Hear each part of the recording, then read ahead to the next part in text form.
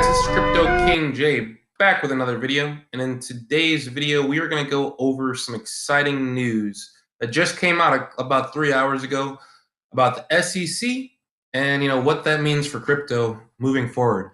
So before we get into that though, I do want to let you know that I am not a financial advisor. I'm not giving anyone financial advice. I do personally invest in Bitcoin, Ripple, Ethereum, Litecoin, and a bunch of other cryptocurrencies. Everything you hear on this channel is for entertainment purposes only. I just want you to know that if you do choose to invest, you have the potential to lose everything. So with that in mind, let's get into this news because this is exciting stuff. If you've been watching my videos, you know I'm all about just looking to the future, just looking about the facts that are happening now and seeing how that's going to play out for the future.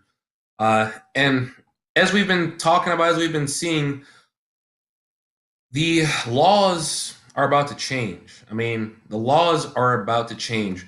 About, I think it was 3 months ago, roughly 3 months ago, Ripple joined in with Facebook and a bunch of other, internet companies in their lobbying of, Wall Street, or I should say Wall Street, but Capitol Hill, the SEC, etc., to try to get them to be more crypto friendly, more internet friendly, etc. And we know that cryptocurrency is the internet money. So it only makes sense that in a digital age, we have digital currency. And those are simple facts. Like we're moving, as we move forward, we're not going backwards. We're not going to get out of a digital age. We're going to continue to just prosper through the internet and what it can offer us. So in this article, this was published 2 hours ago actually. So lawmakers look to change SEC's 72-year-old securities definition to exclude cryptocurrencies. Okay, so Congress may finally bring the cryptocurrency industry what it has been loudly calling for: regulatory clarity. 2 congressmen are introducing a bill Thursday that would exclude digital currencies from the decades-old definition of a security. The legal definition might seem like an insignificant change, but it has become a heated issue for those in the industry who say the law is outdated for a digital asset class, which is a fact. And this is a 72-year-old law, and you're saying that a law hasn't been updated whatsoever in 72 years when we're now in a digital age? Doesn't make sense. So in the early, the Token Taxonomy Act, a bipartisan effort by Reps Warren Davidson from Ohio, Republican from Ohio, and Darren Soto, a Democrat from Florida, defines a digital token and clarifies that security laws would not apply to cryptocurrencies once they become a fully functioning network. That's key, a fully functioning network. So in the early days of the internet, Congress passed legislation that provided certainty and resisted the temptation to overregulate the market. Our intent is to achieve a similar win for America's economy and for American leadership in this innovative space, Davidson said in a statement. A major concern for lawmakers and regulators has been consumer protection. Retail investors made speculative bets on Bitcoin and other cryptocurrencies last year, and many lost big as the crypto bubble burst. Bitcoin is down 71% this year. XRP is down 85% this year. And so, look, I mean, everything we're doing right now is speculation, guys. I mean, we'd be lying if we said, we knew what the market is doing. We know what's going to happen. No, we don't know anything. At least me personally, I'm speculating, but I'm speculating based off facts because nothing else really matters besides a fact. So, and what he's saying, I mean, or what Representative Davidson is saying is that, I mean, we, at least in America, we want to, really every country, any country wants to be the leader. And if we can, at least if we in America can get this bills passed and actually have regulatory clarity, the market's going to boom. I mean, shit's going to go insane because there's going to be so much more new money flowing into the market.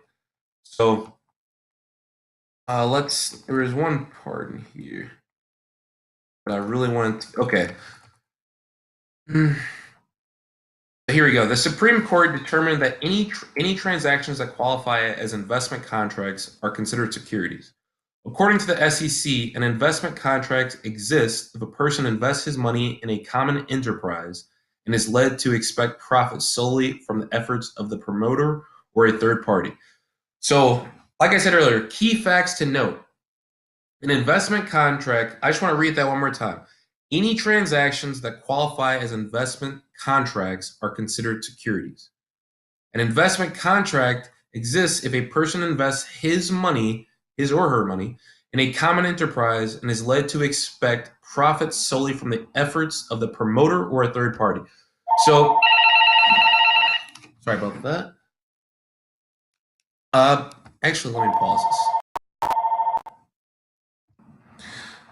But yeah, so the fact is, when we're talking about what an investment contract is, we have to realize that when you're investing into, like, Bitcoin, for example, which the SEC has already said, Bitcoin and Ethereum are not securities. They're not securities because there's no central party controlling, central or third party controlling that asset, and based off, specifically their efforts, you make money.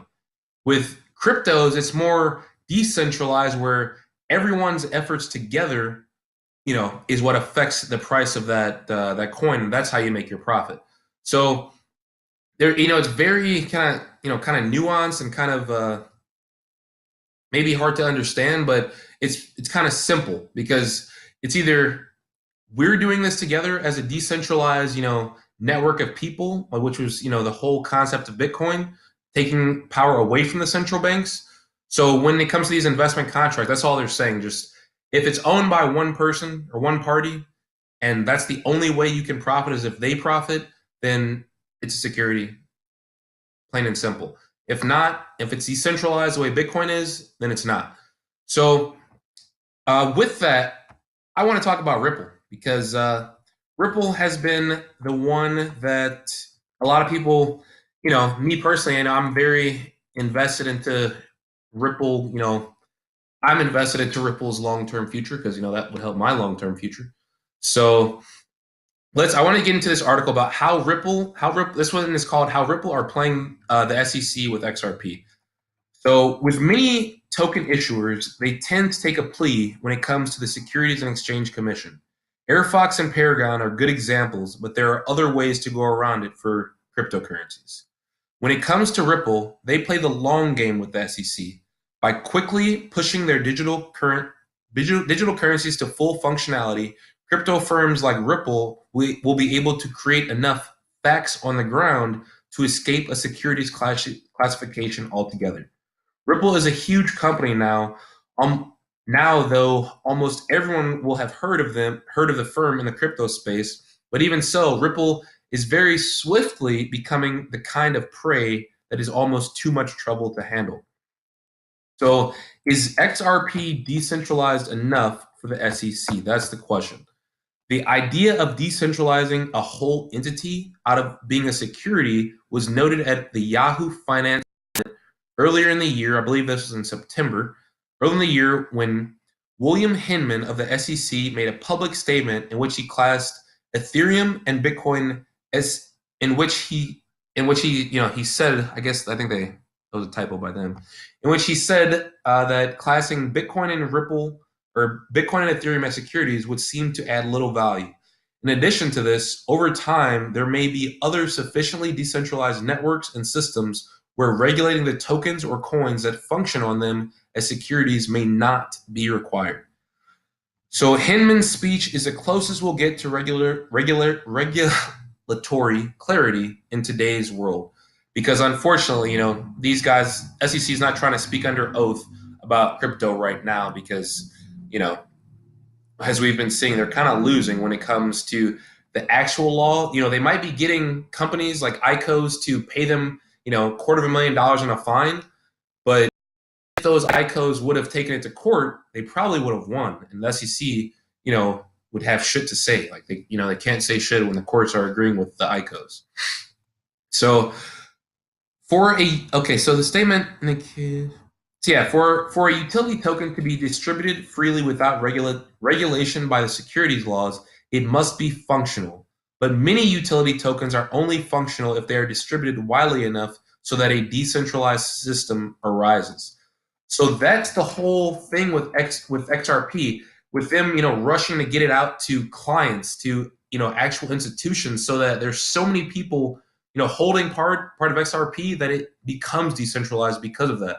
And my personal opinion is that because of how much XRP that Ripple, the company, actually does still own, like 60 billion or something, like something crazy. I don't even want to look it up right now, but they own so much, XRP, that I'm kind of worried about that, just because how can it really be classified or not classified as a security if they own so much of it and really do have such a huge impact on how that coin goes and how the market reacts to it. So let me know your thoughts, because I'd be interested to hear. I mean, this is just my opinion, but I'd love to hear what you guys think about it. So if you enjoyed the content, do me a favor and subscribe to the channel. Leave a like on the video, but definitely leave a comment down below so we can have a discussion about what you think, with these upcoming laws, what you think is going to happen in this upcoming year. And at this point, this is King Jay, and I'm out.